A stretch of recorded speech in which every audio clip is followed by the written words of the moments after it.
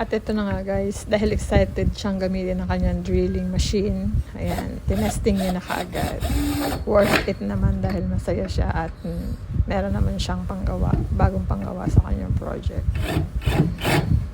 For today's video, kaming dalawa ay gagala para bumili ng isang gamit sa kanyang mga projects. Ito na guys, samahan niyo muna kami.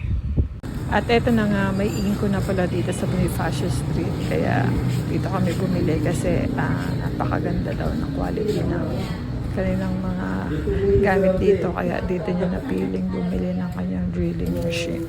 Yung para bagang mga sa amin ano? Drill. Drill, no?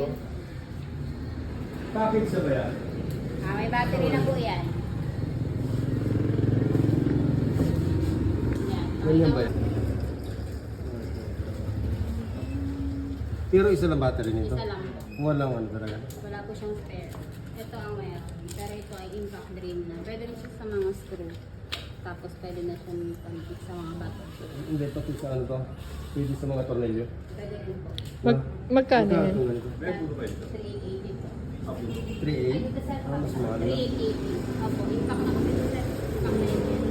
Impact drain.